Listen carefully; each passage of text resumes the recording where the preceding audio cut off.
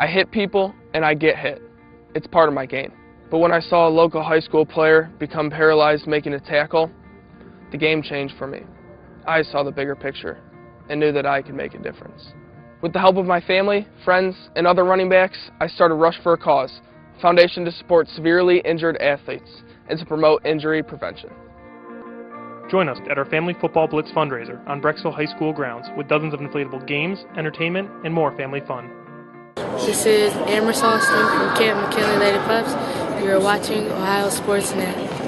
Hi, this is Vanessa Smith from Hathaway Brown Girls Basketball, and you're watching Ohio Sports Net.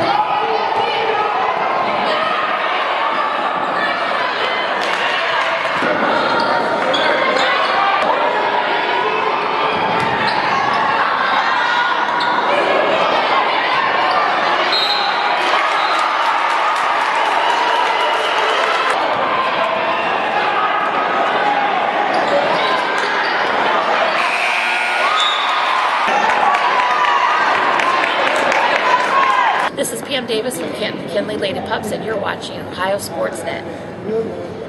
I'm Stephanie Solano from Hathaway Browns Girls Basketball, and you're watching Ohio Sports Net.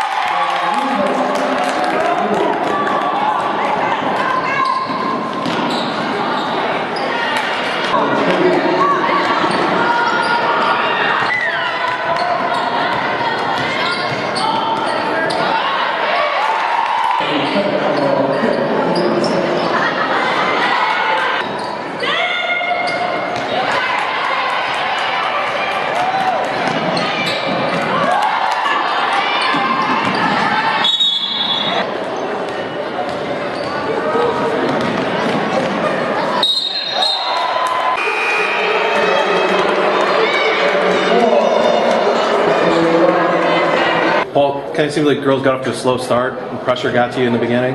Yeah, I think we've played two. I thought our physical effort was good today. I thought our mental effort was not. I thought for the first 3 minutes we were kind of in space. We came off of a game Wednesday night where I didn't think we played very hard and kind of lost a game to Gilmore that, they played harder and the game meant more to them than it did to us, I guess, and that carried over for the first 3 minutes. I thought we snapped out of it, kind of closed the gap. We were down 6 and, had a chance to kind of maybe go in at halftime down 4 or 6. They gave up a basket at the end there. And against a team like this, you just can't make mental mistakes and have mental lapses like that. I think that this is, a growing process for us. We got a lot of kids that have to step up and play major minutes that didn't have to do it before. And I knew going into this season we were going to have growing pains, and this is another example of it. Wednesday night was a different kind of a loss. This was another kind of a loss. And as long as we learn from both of them, in the end, that's what I'm worried about. We were 11-9 last year. I told everybody we could be 10-10 this year, still be right there in the end. So I believe that, but we need to play. We need to do some things mentally a little bit better than that. How about the second half? What do you think happened in that third quarter? Something, just a light switch went off for them. Well, I think that they. Again, you just can't give that team second and third shots all game long like we did. We were giving them shots after shots after shots, and we just didn't do a good job rebounding. We got into a little foul trouble. I think our kids played a little tentative once they got 3 and 4 fouls because they didn't want to foul out of the game. And we need to learn how to play with 3 or 4 fouls and be effective in it. And I didn't think we did a good job. I will give Pam and Willie and the McKinley team credit. They do an excellent job offensively. Everybody sees them as a transition team, and they very much are. But they also do an unbelievably good job of setting up in the half court. They run their sets extremely well. They space the floor very well. And they tire you out. They make you do some things that are get you tired. And when you're not deep, that leads to a lot of mistakes. How about Alston? How tough a player is she? She's a great player. That's why she's going to Ohio State. She can shoot the ball outside. If you come out and play her, she's quick enough and savvy enough to get to the rim. Makes everything around the basket. She's a great player. You touched on last week when I talked with you that this is a growing process, and you want to go through all these pains and be set up for the 8 games. What do you think your girls can learn from this game? I think that they've got to learn from this that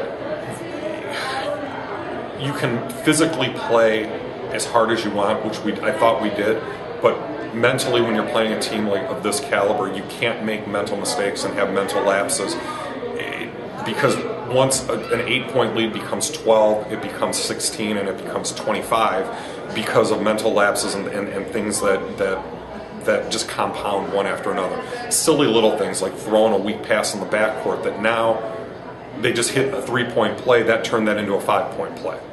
Or picking the ball up in the same spot all the time because of ball pressure instead of back cutting to the basket. All those things are, I think, little lessons that we need to learn. And I knew we were going to go through some growing pains. And the last 2 games have been in different ways part of those pains. And hopefully we'll build from that this week, have a good week of practice, and get after it against Sandusky Perkins on Saturday. What happened at halftime? You guys just turned it on the second half. Oh yes, definitely. We started off pretty good or whatever, but we went to halftime and said we gotta try to get up early. You know what I'm saying? So we won't have to keep fighting at the end, trying to hurry up and get it done early. Coach light into you or something, or what? Or did you girls just decide, hey, let's come out and let's just go crazy second half? We all wanted it. We usually, it's been a close game since I've been a freshman or whatever. So this is definitely one of our rivals. So the coaches wanted it, and the team wanted it. So. What kind of statement do you think the Lady Pups sent today with a 30-point plus win? Oh, a great statement. It's definitely going to be an eye-opener for other teams because Hathaway Brown, they are a good team. They're Division II state championships back to back to back, so it's definitely an eye-opener. What can people expect out of Lady Pups the rest of the year? Oh, they best believe we're going to bring that wood. We knew that they were very tall and long, and so our traditional inside-out game maybe not working. So we felt that we were going to be quicker than they were, and transition buckets were the key to our success. And our kids came out a little tentative in the first half, and we had a lot of fouls and gave them 17 foul shots in the first half, and then they kind of collected themselves and played much better defense in the second. Coach, fly on the wall at halftime. What would I have heard? you would have heard that we are not playing smart basketball and that we're playing scared and timid, and it doesn't matter who's on the front of their jersey, it's what's inside that counts. And even though they were 4-time state champions, we still needed to come out and play our game, and we said we had 16 more minutes to do it, and if they wanted it bad enough, we could get it.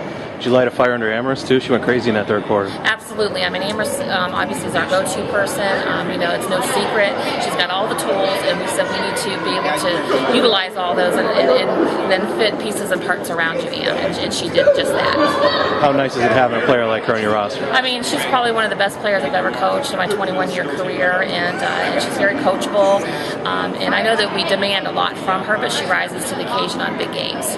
What kind of statement do you think you sent to any of your future opponents with a game like tonight, 30-plus win over Hathaway Browns? Well, I'm hoping that it gives us some more confidence, but we feel that we have a target on our back, and we still have some great opponents, in the near future. We've got Mid-Park, in a couple weeks, so we have a couple league games, Shaker Heights, so, we're not going to just rest on our laurels tonight. We're going after every game like it's our last. What can people expect out of the Lady Pups the rest of the year? Pressure. I want to play, 9, 10 kids, and we were able to do that through the first 4 games, but also show a lot of patience and poise when we don't get our transition game going.